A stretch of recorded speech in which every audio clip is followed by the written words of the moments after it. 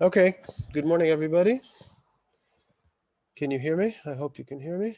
Yes. Okay, so today's lecture is going to be about uses of lattices in computer science so let's just say lattices and computer science.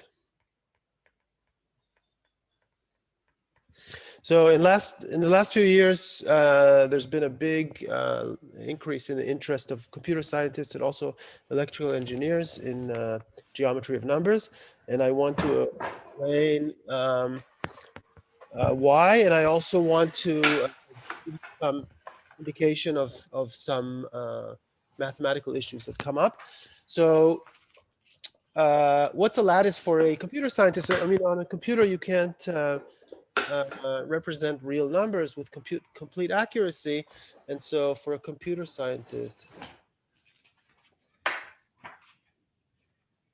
this is kind of vague and not completely precise, but lattice is a sublattice of z to the n. So we take independent vectors in the n, and L is their span over z. And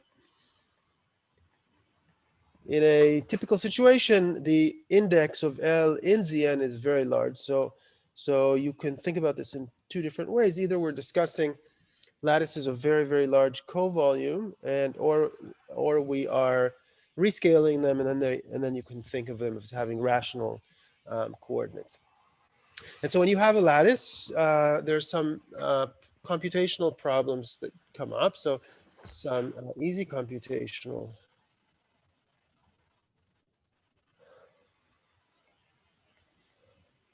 problems that come up. Let me mention two which will be important for us.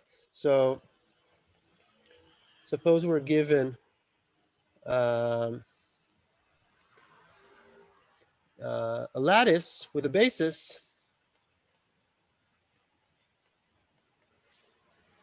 Can we decide whether this, and we're given another vector, can we decide whether this vector belongs to the span of the lattice? Okay. And this is easy. I mean, it's just a matter of solving. So solve the equations.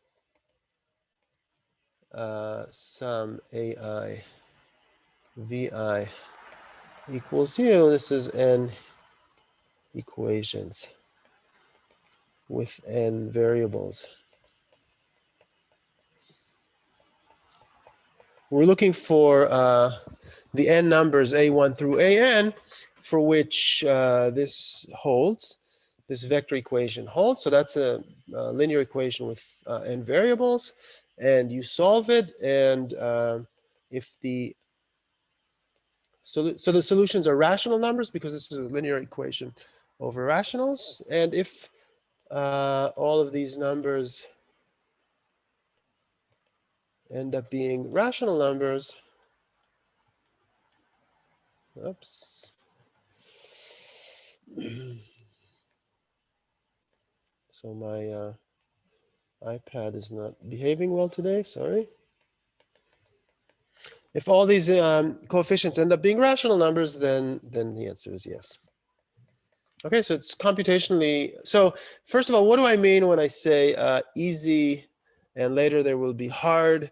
What I mean is that it's feasible to ask a computer to do this in a short amount of time. That's easy. Hard means it's not feasible for a certain choice of the parameters. The computation is too complicated to do on a computer. And so this is one easy problem. Another easy problem is given a lattice, we let P be the fundamental domain, which is a parallelepiped with these lattice vectors as sides. So P is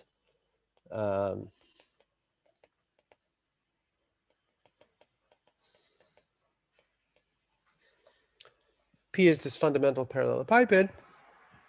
and corresponding to the choice of this basis. And given a vector y, I'll write it as a real vector, although, as we said, I mean, they're not really real vectors in a computer, but just think of a rational vector with a very large denominator.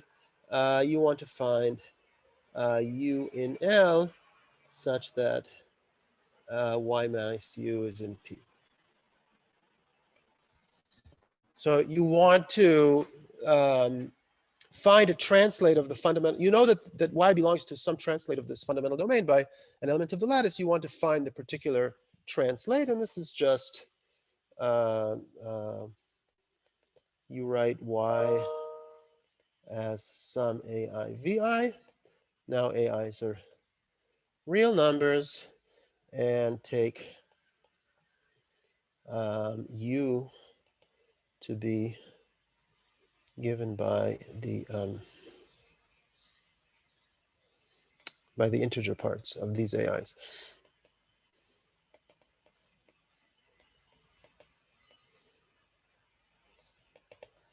Okay, so again, it's a matter of solving. You first solve for the AIs. This is, again, n linear equations with n variables.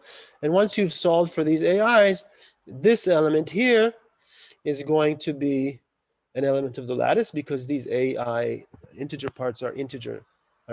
So this is an element of the lattice. The difference is got coefficients, which are AI minus the integer part of AI. So these are numbers between 0 and 1. So it belongs to this fundamental parallelepiped. So these are the kinds of problems that are easy for a computer to do. And let's talk about harder problems.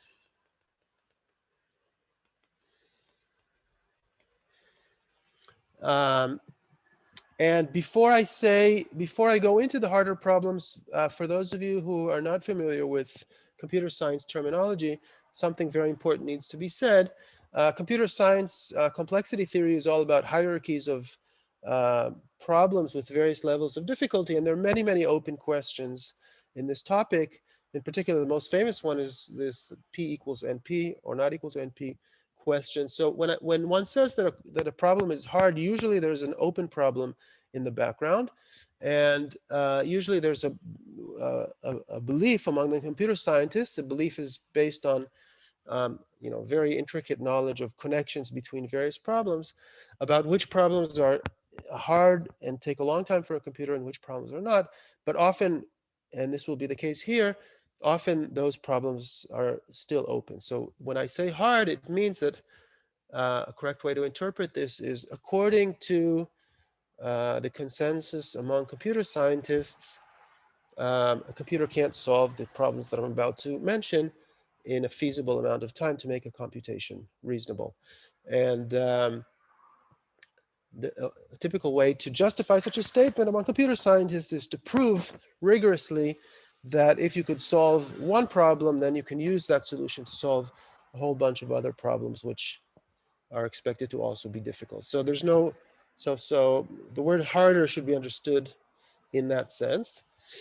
Nevertheless, here are the famous hard problems for computation. So the first one, so let me call this 3 because we have 2 problems which are easy and 3 or 4 are going to be hard. So SVP stands for the shortest vector problem.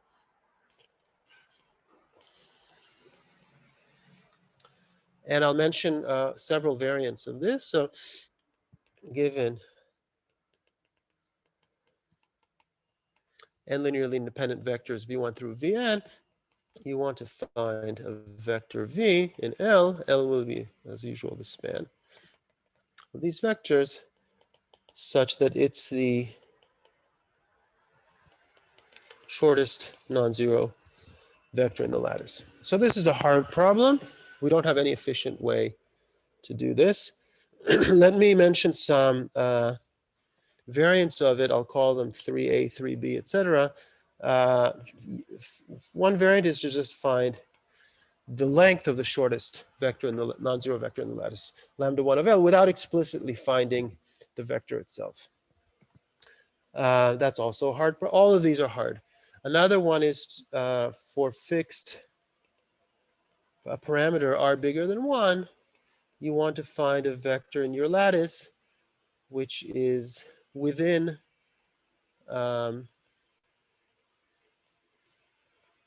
r of being the shortest non-zero vector in the lattice. This one could be easy or hard depending on exactly the size of the parameter r.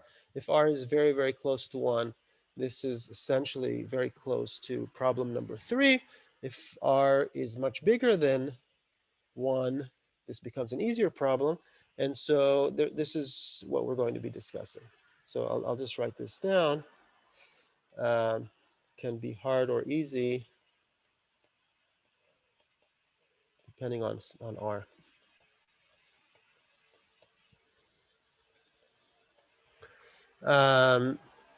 And a similar problem is to do the same without actually finding the vector. So decide whether or not the shortest non-zero lattice vector is smaller than r, or bigger than r. All of these problems are hard or can be hard depending on the choice of r in problems B and C. And there's also interesting connections between these 4 problems. Now, let me just remind you that we've already discussed this. So I gave some examples early on in the course of lattices in not too high dimensions. For example, the E8 lattice in dimension 8 and the Leach lattice. But I also said that this is kind of a typical phenomenon.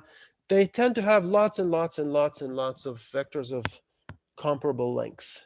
We discussed this when we were discussing the Korkin-Zolotarev basis. So when you take a lattice and you want to find the Korkin-Zolotarev basis of the lattice, along the way you have to find the shortest non-zero vector, and then you have to project to a lower dimensional lattice and find the shortest non-zero vector again. And so you sort of have to solve this problem over and over again if you want to reduce the lattice efficiently.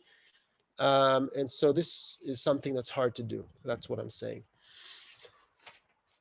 The second of the hard problems is denoted by CVP, which stands for closest vector problem. It's the closest vector outside the lattice. It's the closest vector in the lattice to some given vector outside the lattice. So given V1, Vn, linearly independent as before, I'm not writing it down, and given vector y, you want to find the vector u in the lattice whose distance to y is minimal among all the lattices among all the vectors in the lattice, the closest one to y. Now, there's something important to notice here, and it's the following thing. I'm not giving you the lattice. I'm not telling you how the lattice, I'm telling you that the lattice is given by specifying a basis. So whether or not this is a hard problem or an easy problem depends on the quality of this basis. If I give you the Korkins or Lotarev basis, this is much easier to do than if I just give you some general n tuple in Zn. And for that general n tuple, I know that they generate a lattice, but I don't know that this n tuple is a very efficient basis or a very reduced basis. And so we're going to see more about this. So when I give you a general reduced basis, solving this problem is hard. If I happen to have given you the Korkin-Zolotarev basis or something close to it, then this becomes a much easier problem. If I know a priori the connection between these VIs and the shortest, if I know that V1 is the shortest vector in the lattice, if I know that V2 is close to being the second shortest, etc., then I can solve this faster. But if I don't know, then this becomes a hard problem. And again, I want to mention some variants. Um, so I'm giving you a vector y outside the lattice. I'm giving you generators of lattice, and your goal is to find the distance of y to an element of that without actually finding the nearest element of the lattice. Just figure out what the distance is. That's another problem, which is also hard. Again, for a fixed r bigger than 1, you want to find an element of the lattice such that if I multiply this,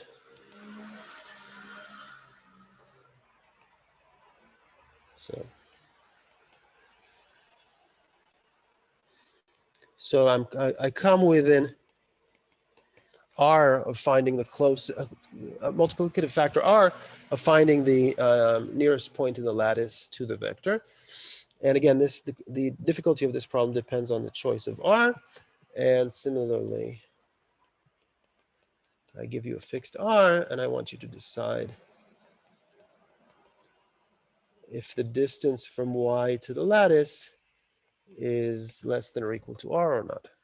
All of those can be hard depending on the size of, for B and C, depending on the size of R. Okay, so these are the problems that are hard. And I'll try to, let me explain a kind of a sample problem that shows how the hardness of these problems is very, very useful in computer science. So sample application. Barak, Yeah. I think 4B, I think there's something wrong with the inequality sign. I mean, Oh, every yes. vector U satisfies that. Yeah, So being you're right. This is y less. minus u is equals r times the distance. Thank you.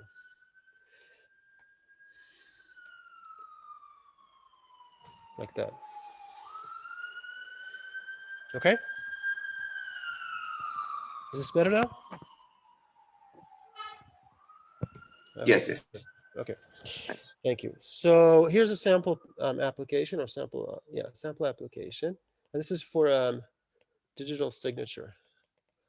So what is a digital signature? Let me also say here, following Silverman. So I've put a link on the course webpage to a nice lecture, seminar lecture that was recently given by Joseph Silverman. Joseph Silverman is a mathematician in the United States who's made contributions to computer science, and he gave an interesting presentation of these kinds of things. I have to say, I'm not really an expert at these applications. So there are probably questions you're going to ask which I don't know, but please do ask. And so what is a digital signature? So it has a formal definition in computer science. I copied the picture from Wikipedia. So there's kind of a flow chart. So there are two players here called Alice and Bob. And Alice is trying to send a message to Bob in such a way that Bob will know for certain that indeed it was Alice that sent the message, and he will know it for sure, even though other people could be, trying to impersonate Alice, intercepting the message, and sort of listening to the channel on which Alice and Bob are communicating. And nevertheless, Alice wants to convince Bob that it's Alice herself and not some impersonator who wrote the message. So here's the message. Oops, yeah. So here's the message. This is this hello Bob thing. Now Alice has a private key, which we'll be discussing soon, some technique for adding a modification to the message. So she signs the message using her key. And so it becomes this object, which is the original message with some additional seal, which is her digital signature. And then Bob or anybody else can take this message and check that indeed it's coming from Alice. So Alice sends something out to Bob, sort of with the understanding that possibly anybody else in the world could be listening. So in a sense, she's sending it out to the entire world, saying, okay, please check. This is my public key. You can check my signature now, and you can be sure that it's me who signed this document and not somebody else. So this is what we want to have. And it's kind of remarkable that the computer scientists were able to come up with. I have to say, I've been reading about this, and cryptography and sending messages. I mean, that problem is as old as the hills. I mean, in the people started hiding secrets from each other. They already had to come up with ways to do this. The pharaohs had their seals, their physical seals, and so on and so forth. So this is kind of an ancient problem, and it's only very, very recently that people came up with the basic ideas here that have really nothing to do with computer science. They're more about formalizing a protocol that makes this kind of thing possible. And how does this type of thing work? So let me just write that down again on what our goal is. So goal, find a protocol, uh, making it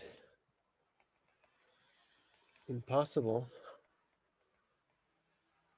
for someone other than Alice to authenticate Alice's document. And making it possible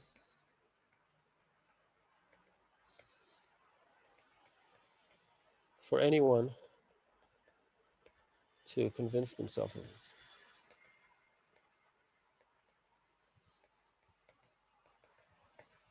Okay, so again, the words possible and impossible should be understood as saying, um, if you have a computer has it can do the computations that we think computers can do, then you want to make the computational problem that Alice has to solve possible, but the computational problem that the impersonator has to solve impossible or infeasible. And there's another computational problem, which is verification, and that should be feasible for everybody. So everybody should be able to check that this document was indeed signed by Alice. And this, this is everywhere nowadays, and not only nowadays. These type of protocols are behind cryptocurrency, for example. They're behind a lot of things regarding cell phones, and they're basically everywhere. Okay, how is this solved by the computer scientists? So basic structure of a solution. Find a mathematical problem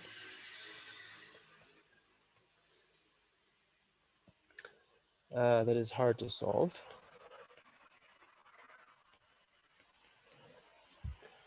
In general, and easy to solve with some extra information.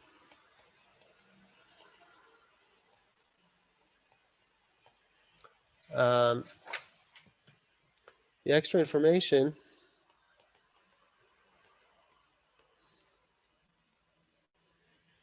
sorry, I should have said one more thing.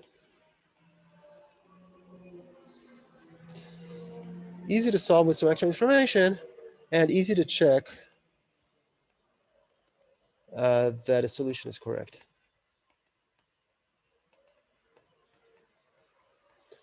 Now, the extra information becomes Alice's private key. So the document that she wants to sign, the document to be signed, generates an instance of the hard problem, and Alice solves the hard problem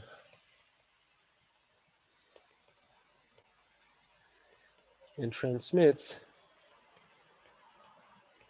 the solution along with the document.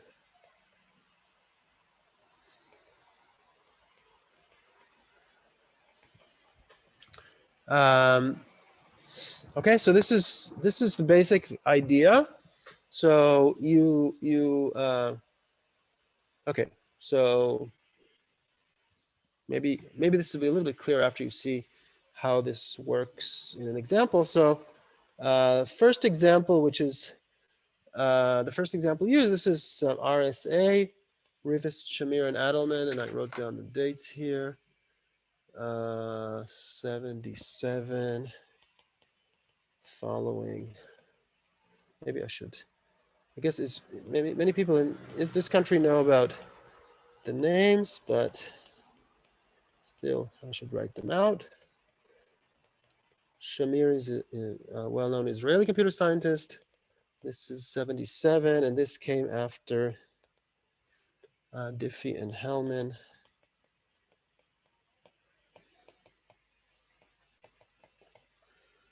76. So I'm not an expert, but as I understand it, these people, Diffie and Hellman, they came up with just the idea of the protocol. So they came up with the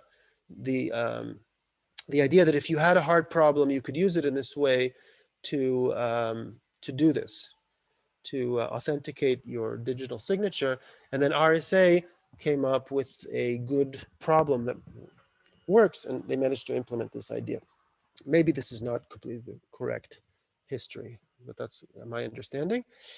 And so in this example, what was done is the hard problem given two large primes, P and Q, factor their product. So if you take two different large primes and you multiply them, you get a large number, which is the product of two primes. It's not if in the correct regime of sizes of P and Q, it's not feasible to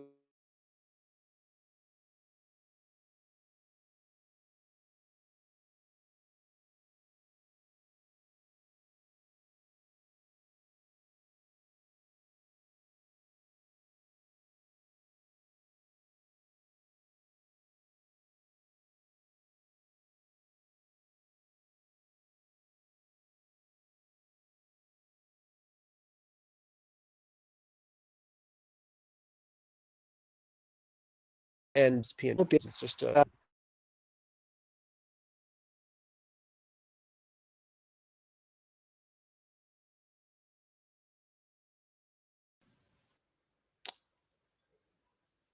so my computer said that I lost connection. So can people hear me now? Yes. Yes. Okay, and I don't know if I'm recording. Do you see the recording? Yeah, I'm recording. You are. Okay, so so please ask if I don't know exactly when I got cut off. So Alice has to send her document. The document the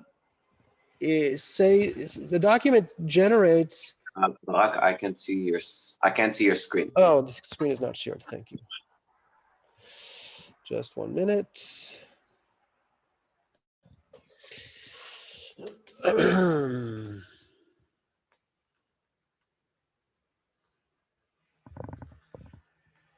Okay.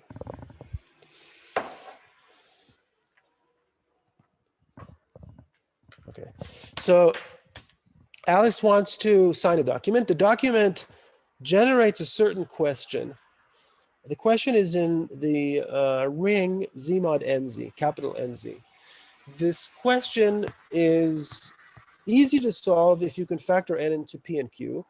And so Alice solves this question, and then she sends her document along with the solution. So the people receiving the document and receiving the solution, well, they can check, because they have the document, that the question that Alice solved is indeed the question that she needs to solve given the document. So they know that she didn't have any control over which problem it is she needs to solve. And they can check that she solved it correctly, but they couldn't have done it themselves without being able to factor n into this product of p and q. Okay, so this was more or less the original construction. Questions about this? Sorry, can you repeat what is the data that is sent along? She So does the factorization. yeah, Essentially. well, essentially, she never factorized. She just wrote down two primes, two large primes. Large primes can be found. That's a separate discussion, but large primes can be found. So she finds two large primes among a huge possible collection of two large primes. So other people can't guess the two large primes that she found. Then she sends their product, n. So everybody in the world has n, but she's the only one who knows how to factor n into the two large primes. Then now she has a document in her hand. Now the document, is something that she doesn't control. Is she has to sign some bank form, so the bank form contains some information, or she has to sign it on a certain date, so the date contains certain information. So this document generates a problem in the ring Z mod NZ, okay, by some scheme. And this type of problem, how the document generates the problem is also known to the entire world. Okay, what's done is you take 2 to the power, there's a number encoding the document, and you take 2 to the power that number, think about it as a number, an element in this field. So you get a set kind of a random element in the field, and you say you have to invert it, or something like that. Okay, and so the document generates a problem in this quotient Z mod NZ, a kind of a random problem. And now the whole world knows what the document is. So the world knows what problem Alice has to solve. And Alice just goes ahead and solves the problem and sends the solution.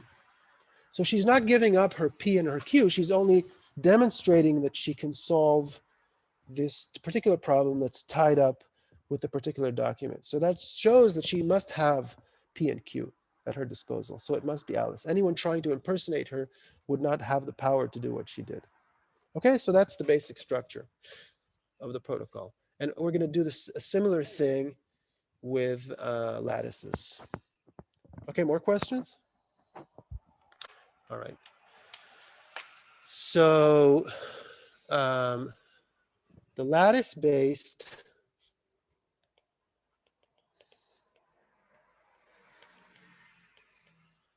problem, and I think I forgot to write, I think I forgot, yeah, I forgot to write the names of the people who came up with this, but it's 6 people. So there's a team of 3 Israeli scientists and 3 American scientists, and one of them is this guy, Joe Silverman, whose video is on the course webpage. So I'll just write Silverman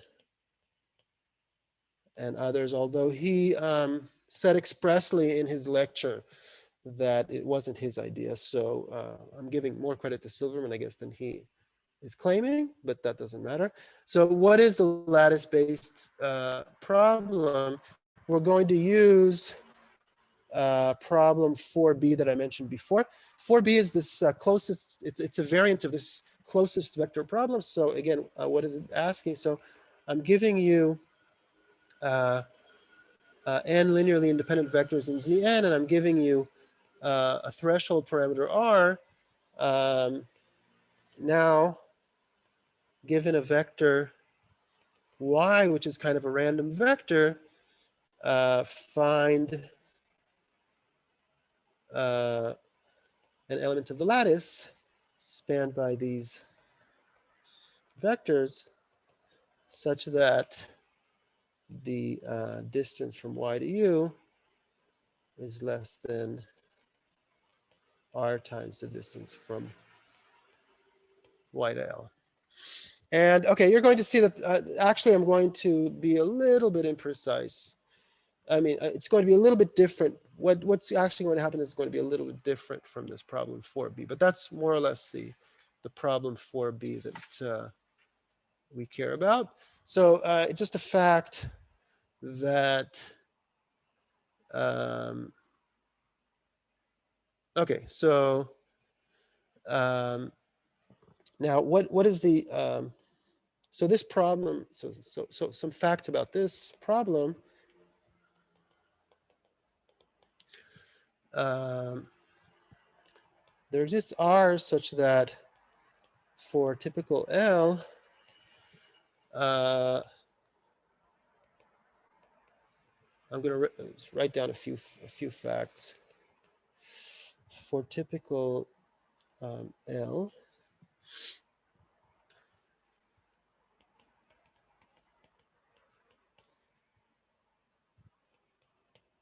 so in your exercise sheet, there's this notion of a covering radius. The covering radius of a lattice is its maximal distance from all points of Rn. So the lattice lives in Rn, and I'm going to take an R such that most lattices have covering radius less than R. So this means that most lattices have elements in them which are going to be close to Y for any Y, where close means up to R. Okay, so that's, and typical means all the random lattice generated by the message will have this property with overwhelmingly large probability. Second fact is that if you give me a Y, it's hard to find U in L such that Y minus U is less than R. But third, given an efficient basis, e.g. the Korkin-Zolotarev reduced basis of L, it is easy to find this and to solve this.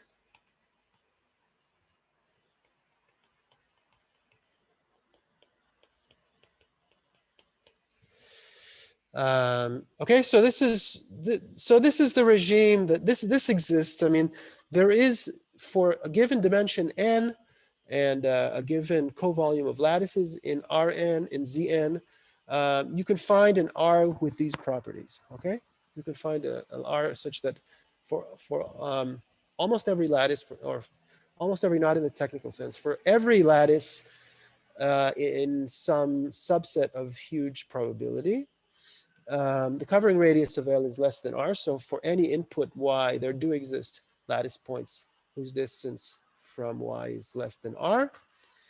And it's hard to find them unless you know something additional about the lattice, which is a Korkin-Zolotarev basis. And so the private key will be the reduced basis. The public key, the public information, will be L. And so, and R will also be known. And so given Y will be the instance of the problem generated by the document that has to be signed. And given Y, if Alice can find an element of the lattice which is close to R close to Y, then she's going to broadcast that to the world, and that will show the world that she has the power to solve this computational problem. Okay, so this is how it works, and let's just see how Alice solves this problem given her efficient basis. And I'm going to show this just by pictures that I got from this presentation by Silverman. Okay, so these are pictures of how you solve the closest vector problem given a basis. So in this picture, this is the origin right here, and the efficient basis consists of this vector and another vector which you can't see. It's behind this thing. So the fundamental parallelepiped is sort of a parallelogram here. And if I'm given a vector in the lattice T, I figure out the translate of the fundamental parallelepiped that T belongs to. That's something that I said earlier. That's a feasible problem. So T belongs to this translate of the fundamental parallelepiped. And then I go over the vertices of this fundamental parallelepiped and I find the nearest one to T. And that outputs a vertex that's close to T. Now, sometimes I have good bases and sometimes I have bad bases. And so the red base, this is another lattice here in 2 dimensions. The red basis is a good basis in the sense that the vectors are short and the angle between them is large. They're close to being orthogonal. This is the Korkin-Zolotarev, say, reduced basis. And there's some other basis which is not good. And now you try to run this algorithm with the bad basis. So this is the point Y that you're given. This is the fundamental parallelepiped. It's you're seeing it. It's a degenerate parallelogram. It's not at all the sort of the correct parallelogram, if you like, would be something like this here. But we have this long and thin parallelogram, and you're looking in the purple point. I think I said the red point is the target point, but the purple point is the target point now. The closest point in the fundamental parallelepiped that belongs to, with respect to the bad basis, is this point, but the actual closest point is this other point. Okay? And so it's giving you the incorrect answer, and the distance here is much larger than this distance here. Right, so that's how this works. And now let me mention 2 things which are important. Yeah, so that's all I wanted to say about using lattices for this digital signature problem. So if you have questions, please go ahead and ask. So the finding a close, I'm not entirely sure whether I understood it completely. When finding a close point using a efficient basis is easy, but finding the closest point might still be So basically difficult, right? all of these problems, let's move back to CVP. All of these problems here, finding the absolute closest point and finding a point which is almost the closest point where if R is close to 1 but not equal to 1, there are these problems. This problem obviously 4b is obviously easier than 4, but in fact if R is close to 1, it's not easier than 4. They're of the same level of difficulty. And the reason is this: I mean, if R is close to 1 and you solve this once, you find this point and then you just search around this point, around the point that you've already found. And if R is small, that's a small search somehow. So you can sort of, I'm not going into details. In fact, I don't know all the details, but there's a kind of a regime of R's for which they're close enough to 1 so that these 2 points are very close to each other. And how does Alice find the Korkin-Zolotarev basis? That is not easy. I was not able. You're right. I was not able to figure that out. Well, she only needs to have one lattice for which she has a Korkin-Zolotarev basis, right? She doesn't need to find it. She's not given these lattices as part of the problem. She generates the lattice and sends it out, and she keeps this Korkin-Zolotarev basis at hand. I don't know how she generates it. In the I wasn't able to figure that out. In the RSA situation, she generates 2 primes in herself and sends the product. I don't know how she generates a lattice for which she has the Korkin-Zolotarev reduced basis. Of course, you could generate a bad lattice like z to the n, but that's not what you want. You want to generate kind of a typical lattice and have the Korkin-Zolotarev basis at hand. I don't know how that's done. Okay. Yeah, other questions about this? Let me mention some important things. They're not mathematically important, but they're kind of important for the way this field is progressing. This is a huge topic now, very topical in computer sciences. There are lots and lots of conferences about lattice problems. Lots and lots of people are getting interested. I want to explain why this is so topical. So some recent developments have made lattice-based cryptography. So this is part of lattice-based cryptography.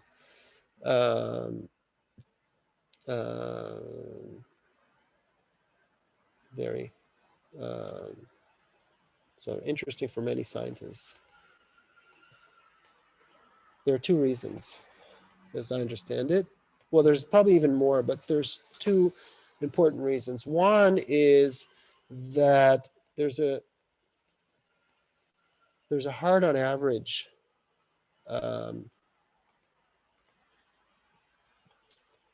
phenomenon that goes back to a paper of Aitai and Dwork from 1997. So what does this mean?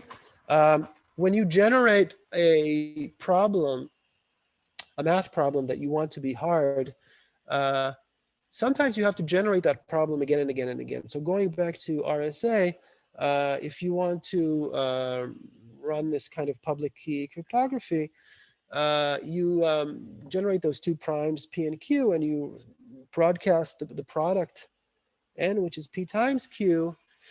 And you want to sort of replace this code every so often. So maybe once a week or once a month or once a year, you come up with a new pair of primes and you send out a new product just to prevent, I don't know, people investing in a huge amount of effort to crack your given two primes. And so you want to be able to sort of repeat this, and you want to know that when you do that, you're really sending out a hard problem. You're not sort of, you might be unlucky, and you might, for some reason, send out an easy instance of a problem which is typically hard. And the computer scientists' distinction here is between problems which are known to be hard sometimes and problems which are known to be as hard on average as they are in the worst case. And the lattice-based problems have this property that they're as hard in the worst case as they are in the average case. If you can solve the problem on average for most choices of your instances of this problem, then you can solve it even in the hardest cases. And that's this paper of Aitai and Dwork. So this was more kind of made these lattice-based algorithms theoretically interesting. And here on average means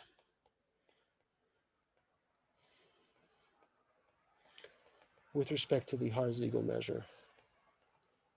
So Aitai and Dwork were the first to introduce the Har-Siegel measure, which we've been studying into to the computer scientists as a interesting measure because it's so when I say hard on average, it means you sort of pick your lattice.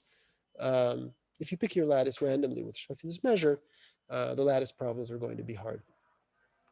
A more recent development is that the lattice-based algorithms are not susceptible, let me put in a question mark here, to quantum computers.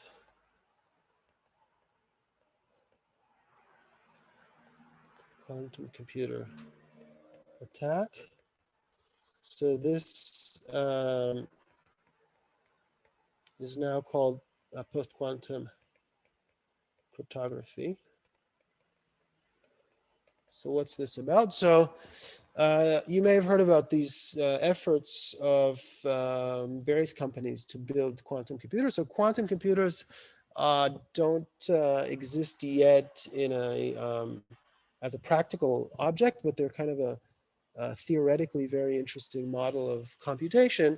And in this model of computation, you can factor large numbers. So you can solve the problem of taking a product of two primes and factor it into its constituent primes on a quantum computer if a quantum computer existed. And now people are trying to build these quantum computers, and the jury's still out. We don't know whether, in 10 years or 20 years or 50 years, it'll be very easy to factor products of large primes, or it'll remain difficult. But it's not unlikely that quantum computers will exist, and they'll be able to crack this RSA scheme. And then we need a scheme which the quantum computers can't deal with. Now, in the model, quantum computation quantum computers are an object in the world that people are trying to construct.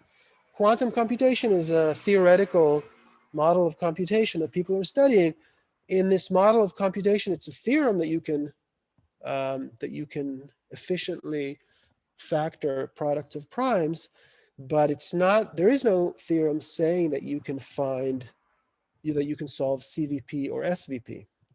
And it's widely believed, again, these are computer scientists' beliefs. That's why I put the question mark here. This is based on a sort of a set of maybe informed guesses rather than proofs, but a bunch of informed guesses lead to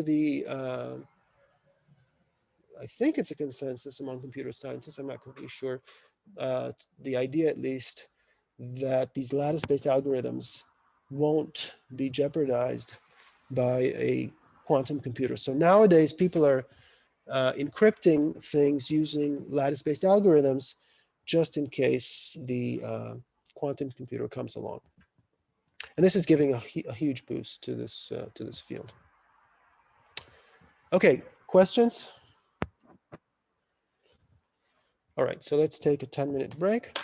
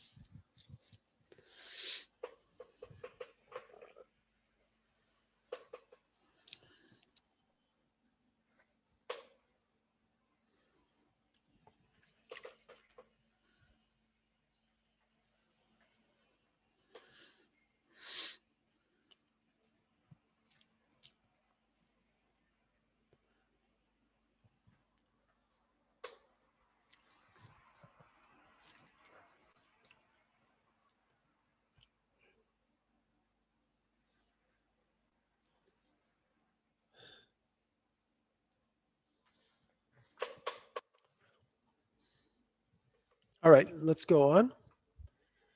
Show me that you can hear me, please. All right.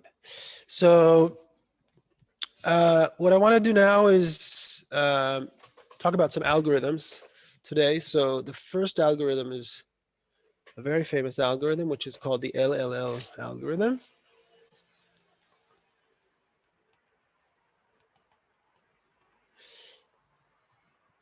LLL algorithm, and LLL stands for Lenstra,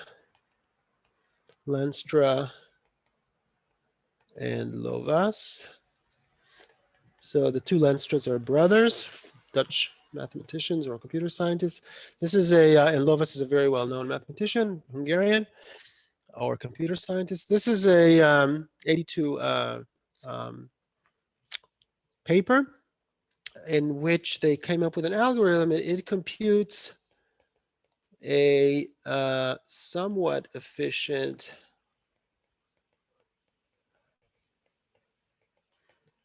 basis and an almost shortest vector of a given lattice efficiently. So this is an algorithm. So as I said, when I mentioned the shortest vector problem and the closest vector problem, I said that it's a hard problem to compute the shortest vector, or to come up with, once you can compute the shortest vector, you can repeat this to find the Corkin-Zolotary reduced basis. And once you have the Corkin-Zolotary reduced basis, you can solve the closest vector problem. So all of these questions are sort of related to each other, and they're all hard. At least that's what people believe. The LLL algorithm sacrifices something in the quality of the shortest basis. So in a sense, it's solving, let me go back up. It's solving problem 3b. It's finding a vector which is close to being the shortest vector for a certain r. And r is not very small. If we could make r much smaller, we'd be actually able to solve all of these problems, 3a, 3b, 3c, and just 3, if we could do this for small r efficiently. But we can do this for rather large r, or largish r, and that's what this algorithm, LLL algorithm, does. How does it, let me just say what it does again, and then we'll see how it does it. So imprecisely. So there are factors, let's call them rho and rho prime, both smaller than 1. And these factors depend on n and on the runtime, the amount of time we want to allow the algorithm to run, so that given L, algorithm computes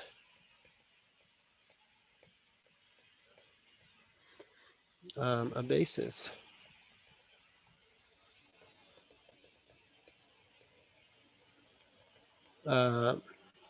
for this lattice, so that B1 is almost the shortest vector. So in other words, up to this factor of rho, it's almost the shortest vector in the lattice. And the BI are almost, now my computer, my iPad is dead, sorry. Okay. And BI are almost a Corkin-Zolotary reduced basis in terms of their lengths.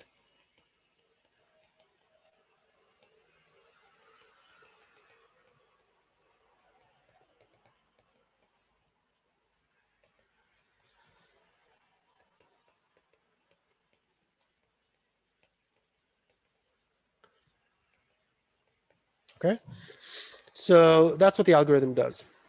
And now we're going to be a little bit more precise, but before doing that, let me talk about Gram-Schmidt for a moment. I see that there's something in the chat. Is there a question here? Chat. Okay, ignore it. We're too late to do that. All right, so let's talk about Gram-Schmidt for a moment. I'll remind you what this is doing. Orthogonalization.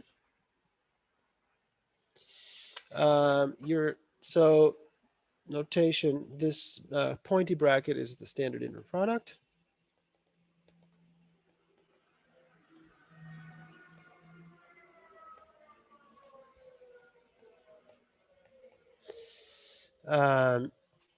Given B1 up to Bn, a basis of Rn, we define a sequence of vectors B1 tilde is B1, and then inductively, having chosen B1 tilde up to Bi minus 1 tilde, we define Bi tilde to be Bi minus sum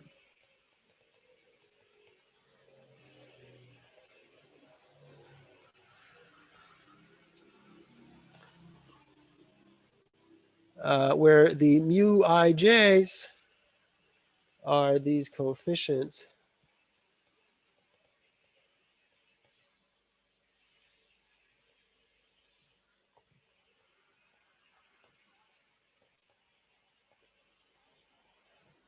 okay?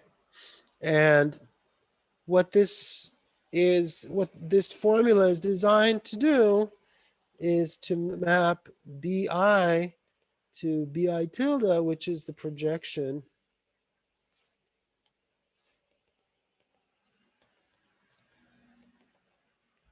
of Bi onto the perp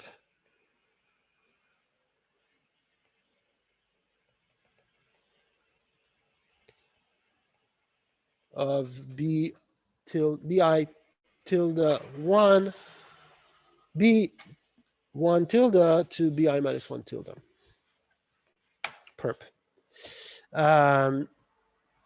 So this is the algorithm. You first, this can be done efficiently on a computer. All of the computations here are easy.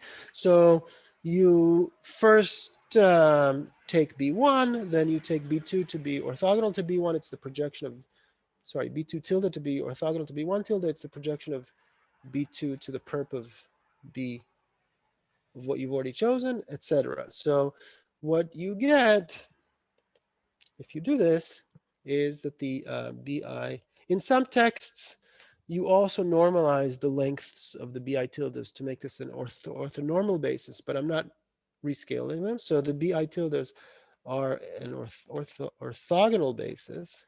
They're orthogonal to each other. For each I, the span, I'm going to write real span just to avoid confusion with span with integer coefficients. The real span of B1 up to Bi is the same as the real span of B1 tilde up to Bi tilde. As I said earlier, Bi tilde is projection of Bi onto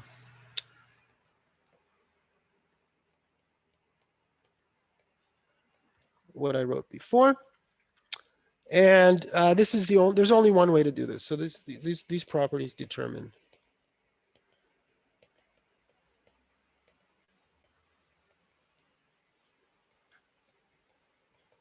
this basis. Okay. And with this definition, using this Gram-Schmidt basis, I say that an ordered basis is reduced in the sense of the LLL algorithm if the following holds. So this depends on a parameter called delta. So given delta is a number small, it's a positive number less than 1. So delta is between 0 and 1. A basis B1 up to Bn is said to be delta LLL reduced. So reduced with respect to parameter delta for the LLL algorithm if it satisfies the following two properties.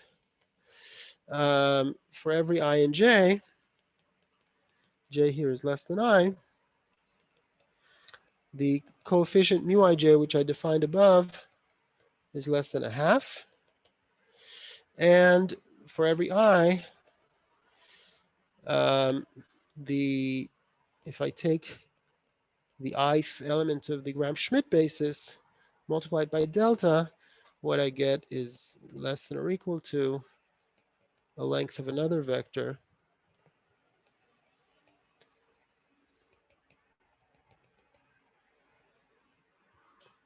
Okay, so these are the two inequalities that I want to hold if I want to call the basis reduced. So it's telling me that to some extent B is close. The Gram-Schmidt orthogonalization procedure performed on B doesn't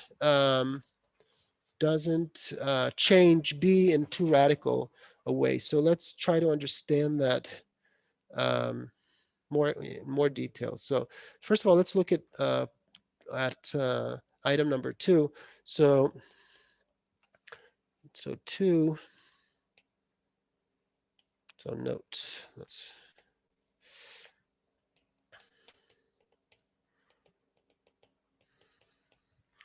2 is the same. Moving the using the orthogonality, I get that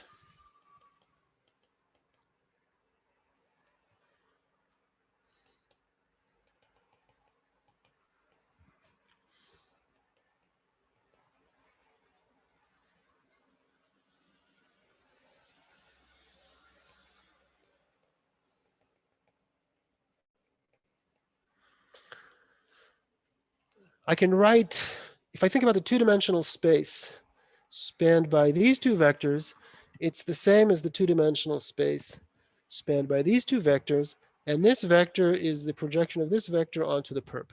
So using the Pythagorean formula, this is equal to this exactly.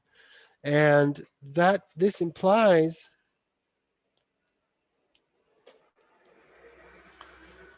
that if I move the quantity bi plus 1 tilde over to one side,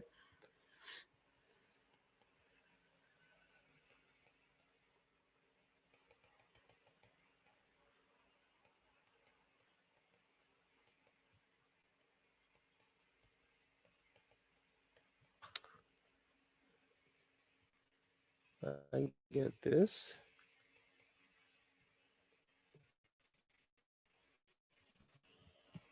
Where in the inequality at the end, I used 1 as well.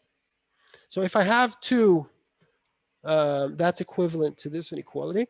If I move this term over to the other side, I get this inequality. And since in inequality number 1, I gave a bound on mu, it's less than a half, then this quantity is less than a fourth. So I get this formula. So this formula basically says this factor is delta is a constant. So this basically says that bi plus 1 is not much shorter than bi tilde. So you could say somehow that it's longer. So somehow you could say that the bi's are essentially ordered according to increasing length. Remember, in the Korkin-Zolotarev situation, the projections of the bi's are the Gram-Schmidt projections of the bi's are ordered in increasing length, and item 1 is saying. This is saying that the coefficient you need in order to project bi to the, if you look at a two-dimensional space, so what is this coefficient mu ij? It's, if you take the two-dimensional space spanned by bi and bj, and you project bi onto bj perp, this is what you have to subtract from bi. So the coefficient is small means that that you don't have to add a large coefficient. So I'll just write that as saying that it's not a very precise way to say it. So 1 is called the Lovász condition by some people. So it's not a very obvious condition, but one way to think about it is it can be thought of as saying that for every I and j,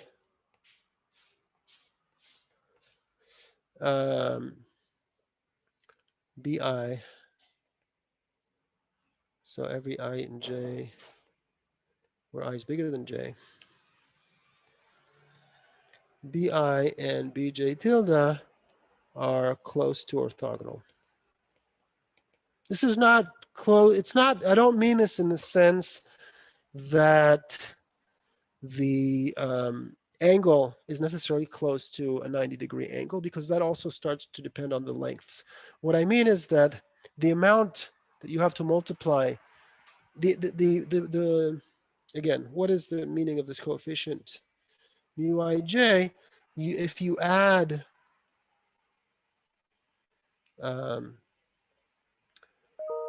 ignore the, just think of a two-dimensional situation.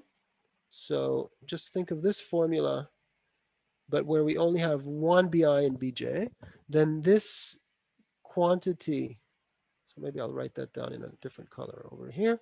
So b I tilde equals bi minus mu ij bj tilde is the projection of bi onto bj tilde perp. So what I'm saying is that the coefficient needed to push bi to make it orthogonal to bj tilde by multiplying by a multiple of bj is not very large. Okay, that's exactly what this is saying. And if they have comparable lengths, if bi and bj tilde, if bi and bj tilde have comparable lengths, that's saying that the angle is close to 90 degrees. Not very far from 90 degrees. That's giving you a lower bound on the angle. All right, so that's the that's what it means for the basis to be delta LL reduced. Let's figure out what we get from this, from these conditions more clearly. So to understand these conditions,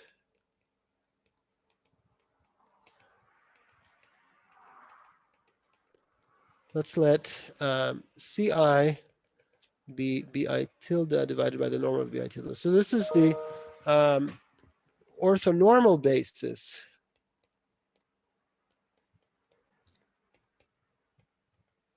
coming from the Gram-Schmidt procedure. So I not only take the bi tildes are the orthogonal basis, and now I'm normalizing them so that they become an orthonormal basis. Then the way we can write this is that b1 is b1 tilde, which is the norm of b1 tilde multiplied by c1. That's just a definition. And b2 will come out to be the norm of b2 tilde times c2 plus mu t1 c1 b, etc.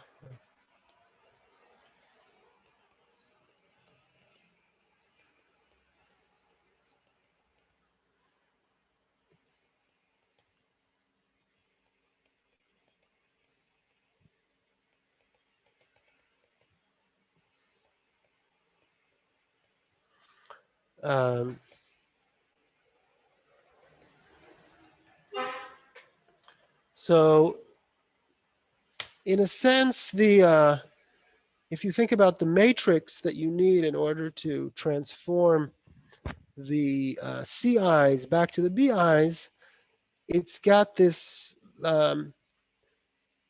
this diagonal term b1 tilde, b2 tilde up to bn tilde, the norms, and then it's got a upper triangular.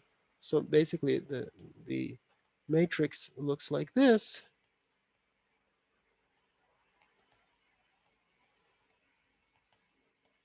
With zeros here, and then the stars above the zeros, that's these coefficients. And their size is at most 1/2 times the element on their row. So this is like a typical element here will have size less than 1/2 times bi tilde d, where this is bi tilde norm. Okay?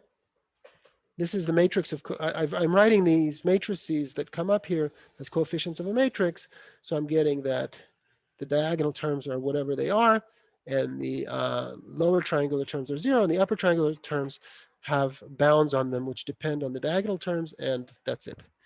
Okay, so that's what these two conditions mean. And also, if I look at each 2x2 block close to the diagonal,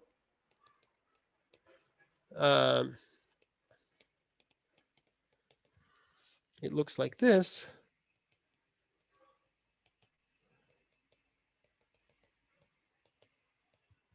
And here I have a term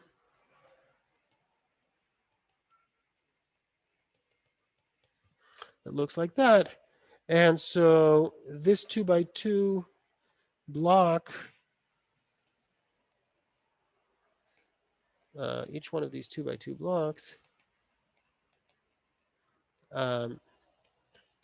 has the second column almost as large as the first column in terms of the norm. That's exactly what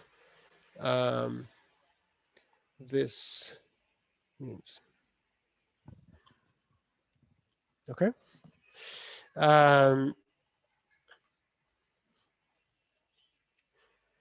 So let's figure out what this condition gives us if we have such a basis. So what we're going to find out is that given any basis for a lattice, there's going to be a procedure that will change the basis and replace it with a delta LLL reduced basis.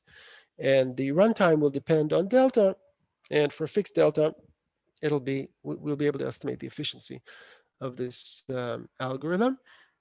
And so let's figure out what geometric properties a reduced basis has. So claim if B1 up to Bn is reduced up to delta, then the norm of B1 is up to a constant equal to the length of the shortest vector in the lattice. So what is this constant? The constant here was going to be this. Okay, L is the lattice. Sorry, Bj. So a typical value for delta you might take to be, I said delta is between 0 and 1. A typical value that might take is, say, delta is 3/4, and then the constant in front becomes 2 to the n minus 1/2. Okay, so it's this constant for fixed delta as n increases is exponential in n. And so typically we're going to be able to solve this for large n for fixed delta. So that means that this r that this is the r that we saw in the shortest vector problem variant number B. And this r you see is small. It's exponentially small in terms of the dimension. If we could make it much larger, we'd be happier, but this is sort of what LLL gives us. Okay, let's prove this claim. First, I'm claiming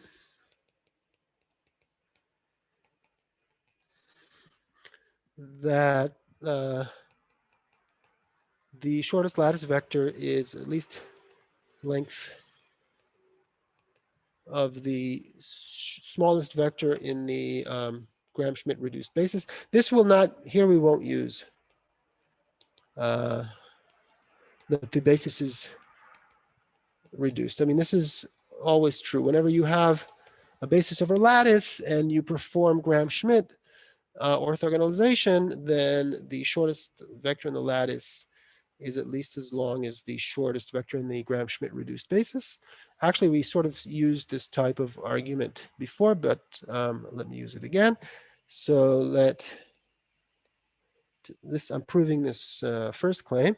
So let U be some element of the lattice, some non-zero element.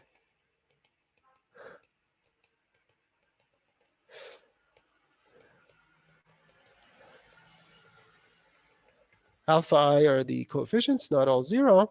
And let's take an index I0 to be the last index with alpha I not equal to 0. So some of these integers may be 0 and some might not be 0. And I'm taking the last non-zero one. So U is equal to the sum I goes from 1 to I0 alpha I bi, where alpha I0 is an integer, not 0. And let's compute the inner product of U with the I0th element of the Gram-Schmidt basis.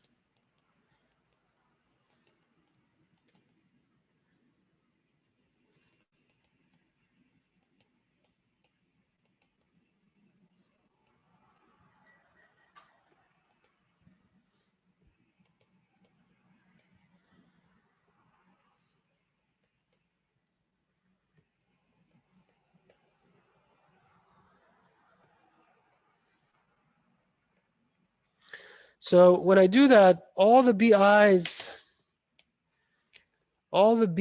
for I less than I0 are perpendicular to BI0 tilde. So they all disappear in this inner product. So this is because BI0 is 0 for I less than I0. And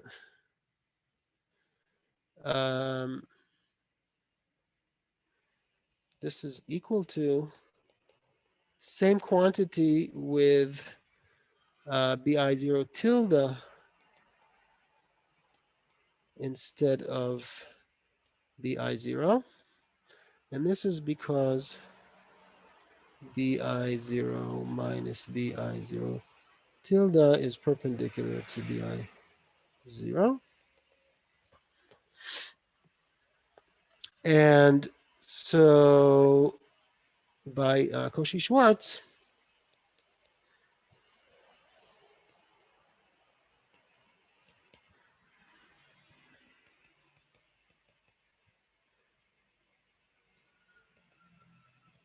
maybe I'll add a line here. This is alpha I0 norm of BI0 tilde squared, which is bigger than norm of BI0 tilde squared. This is because alpha I0 is an integer, not 0. And so plugging this here and dividing through by this number. So let me just write that down. So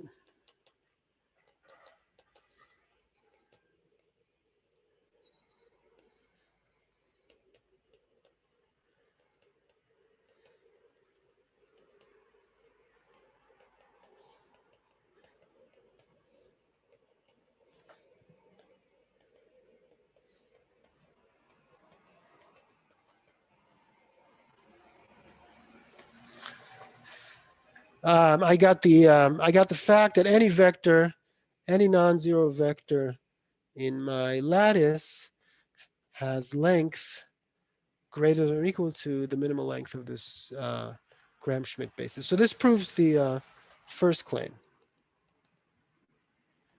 Let's call that star. Star was the fact. Star was this claim. Okay, now I'd like to prove this.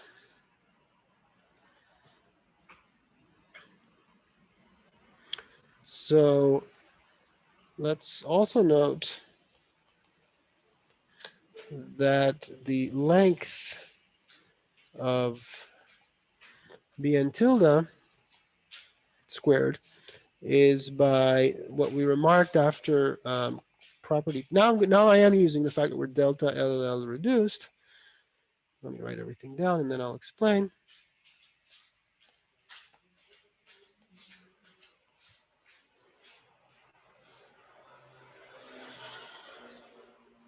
Let me also add a requirement here. I'm sorry. Let me add a requirement here that delta is at least a fourth, just to avoid some. If delta is less than a fourth, then this just doesn't make sense. So so this is what we saw when we discussed property 2 of being delta LL reduced. We get this inequality. And now we just repeat it over and over again for n minus 1, n minus 2, etc. And so when we do that, we get this.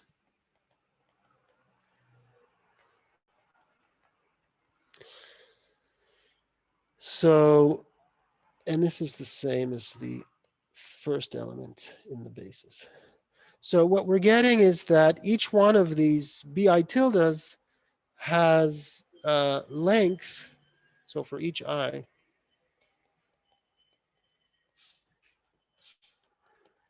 bi tilde has length greater than delta minus 1/4 minus n minus 1 over 2 times the length. Barak, Okay.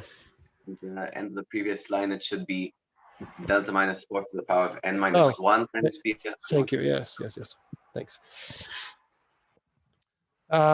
Okay, so we get an inequality here between bn tilde and b1, between bn minus 1 tilde, norm of bn minus 1 tilde and b1, and so on. And when we work out the worst case, the worst estimate is for bn tilde and gives this power, and the other i's you get a bigger quantity here. So all of them satisfy this inequality. And so putting that together with star, we get, let me just sort of reorganize this expression, dividing and multiplying through by 4 and taking square roots. This gives 4 delta minus 1 divided by 2 to the power n minus 1 times norm of b1. And so combining with star, we get the lemma.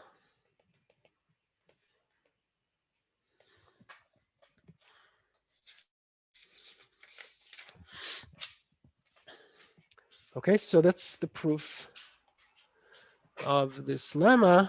And now so now we know the relationship. Where did this go? We know the relationship between being reduced and between having some bounds on the length of the shortest vector in a reduced basis. The first basis in a reduced basis, the relationship between that and the shortest actual vector in the lattice. And now what we want to now show is that we can always find a reduced basis. So the algorithm, so now I'm going to describe the algorithm. The algorithm takes a basis and transforms it into a delta LLL reduced basis. Given delta is some fixed parameter in this range between 0 and 1. And as a solution to the shortest vector problem, it returns B1. So it's not finding the shortest vector, but according to the previous claim, it finds a vector which is shortest up to this quantity delta, whatever that quantity was, this quantity here, up to this factor here. All right, so in the textbooks, when people write down algorithms, they use a different font. There's kind of a font typewriter. Font typewriters are gone. The only place they still exist is a certain font in certain texts. So I'm just going to change to black color for this. So here's the algorithm.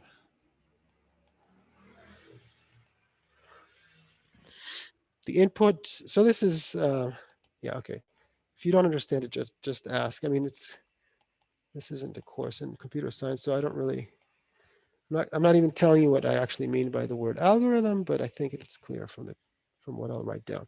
So the input is some n tuple of linearly independent vectors in z to the n, and the output is a delta LL reduced basis for the lattice spanned by these vectors. The first step, which I'm calling star, is to compute the Gram-Schmidt orthogonal basis corresponding to B1 up to Bn. And now there are two steps. One is called the reduction step, and the second is called the swap step. So the reduction step consists of two loops.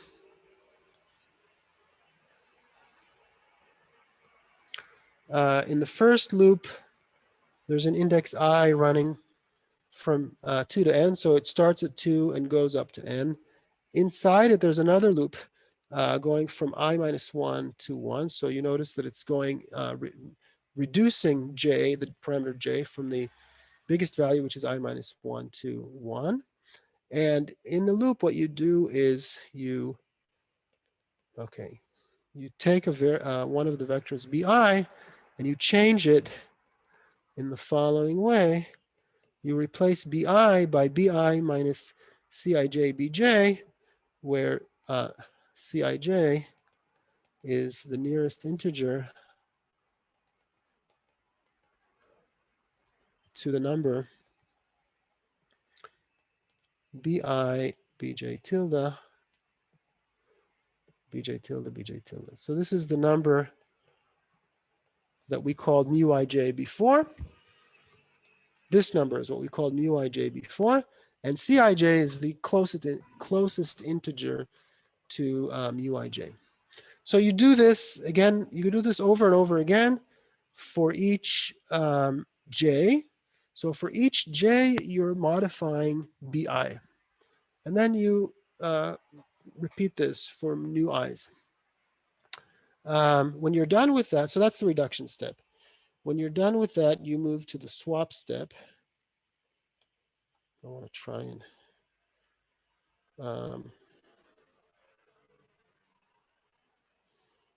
have my indentations more or less in line. So what is the swap step? You check to see if there's an index I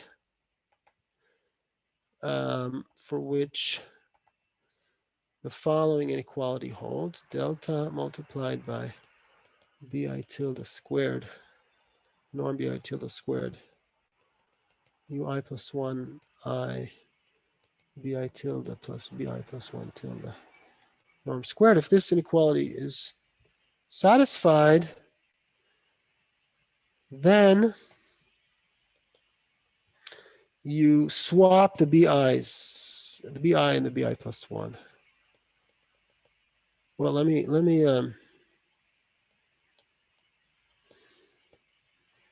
put in 2 letters. Swap these 2 vectors. Switch them.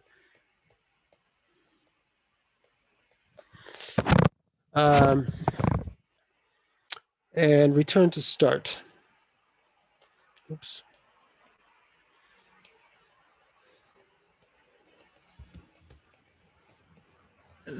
Sorry. Yeah.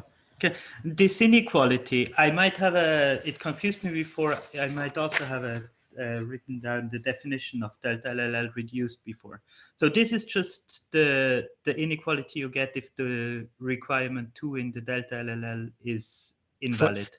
Correct. It's the opposite. Okay, because I did not write down the tilde on the I+1 vector in the definition. Okay, that confused me. Well, they're the. Yes. No. There's no tilde here. I'm sorry. Hold on. There's no tilde here. I'm sorry. It's the opposite of. It should be the opposite of the requirement. No, I confused myself. Where did this go? Yeah, it's from ages ago. Sorry. Yeah, no tilde on the I+1. Yeah, okay. Let's remove the tilde on the I+1, and I'll do a check in the during the break just to be sure. Yeah, but thank you. No tilde here. It's the opposite of requirement 2. So that's the swap step. Well, that's what you do if something, if some condition holds. If some condition holds, you do both of these things, and otherwise, you stop. The program stops. You output B1 up to Bn. And one thing to notice about the swap step, it's asking whether there's some I for this one failed. You're not going over all the I's. If there is such an I, you take one of these I's, and then you do the swapping, and then you return to start, and you start over again. So you don't do it for more than one I. You just do it for one of the I's. Okay? Any one you prefer, and then you go back. All right, so that's the algorithm. And we're going to show that the algorithm, so I guess it's 5 minutes to 12, so I'll say a few words and then we'll take a break. So we're going to show that this algorithm indeed stops. It's not obvious at all from the way we've defined the algorithm that it stops. But let's just assume for now that it terminates. So that's the end of the algorithm. Assume the algorithm stops. In other words, in the swap step, at some point, there's no I with for which this holds. Or let me say it in the converse. For all I,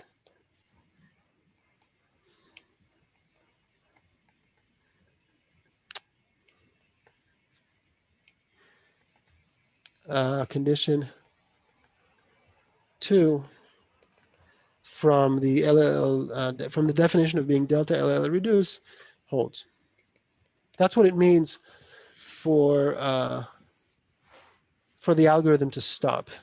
So then when we're stopping, we definitely have the item 2 of the definition. Let's check that we also have item 1 of the definition. So let's check that 1 also holds. So note that when we're performing this step during the what was it called, this reduction step,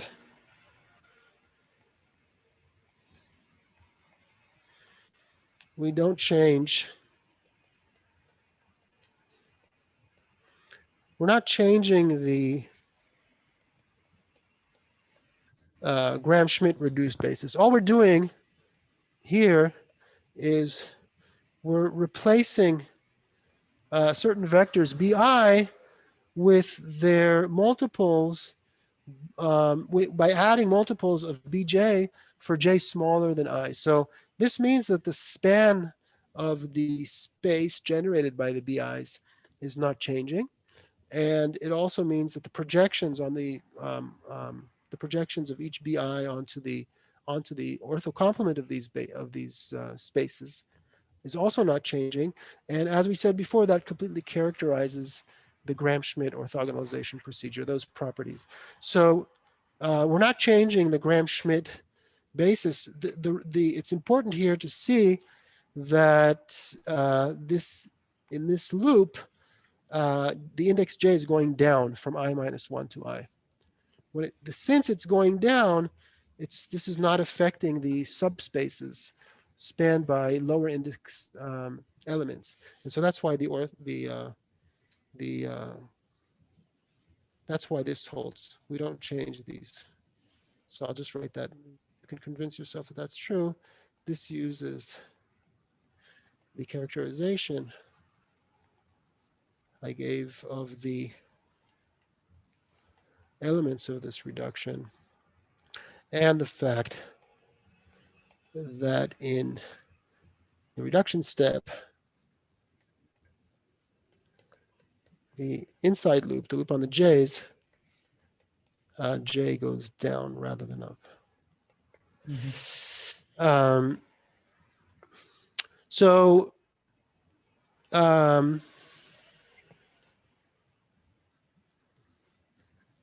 so now let's see what the step is doing. So at each step, you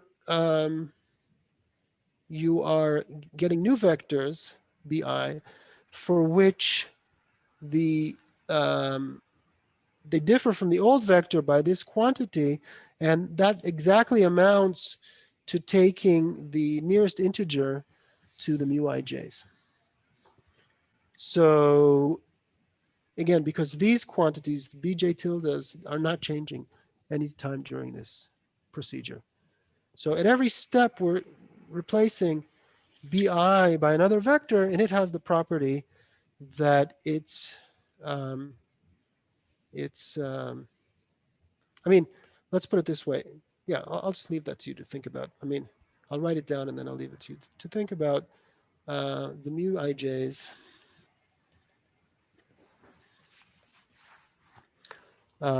satisfy mu ij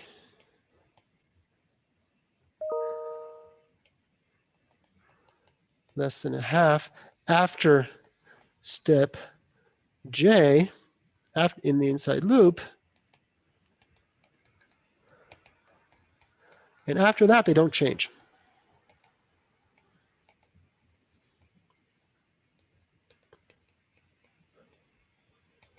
When continuing in the inside loop or in updating I. So I'll just leave that to you to think about. So in total, so when the reduction step is done, sorry.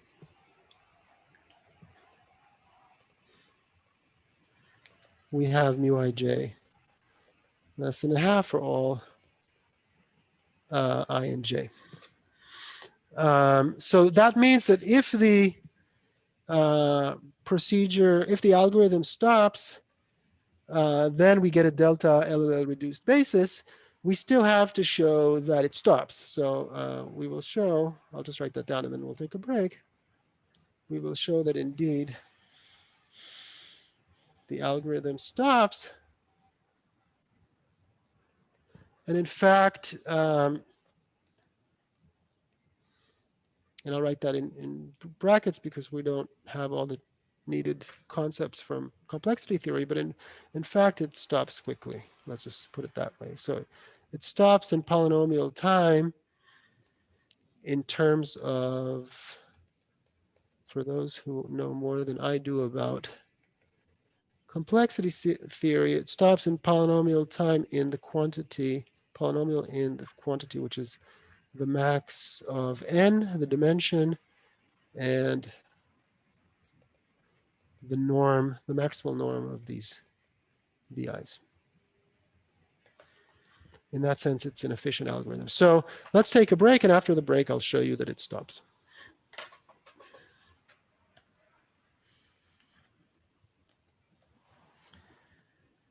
Definition that he said he wanted to think about in the break anyway. Yeah, yeah. When you go there and you see, you set this equivalence Which equivalence? for condition 2. Yeah. Um, Then I open the brackets using here. So here, right. if you don't have the tilde on the bi plus 1, I'm not sure I understand how you would get this inequality. You're saying Because why are bi plus 1 could contain could be a sum of also vectors which are less than I. No? bi plus 1 is a linear combination from b1 tilde to bi plus 1 tilde. right? So it's orthogonal. I'm just saying that the norm of this guy is equal to this guy. And the reason for that, this vector here is a linear combination of these two. And this vector is orthogonal to this vector. That's it. I'm sorry. And that's this, what I this vector, I'm don't sorry, understand. this vector. Oh, I see. And that's why I was confused Well, about okay, the hold on. tilde. This vector is the orthogonal projection of this vector onto the perp of, I see. You're saying that this vector is not a linear combination even of these two vectors necessarily. Okay, let me check my notes for a moment. So I'll be right back. I'll yeah. just check my notes.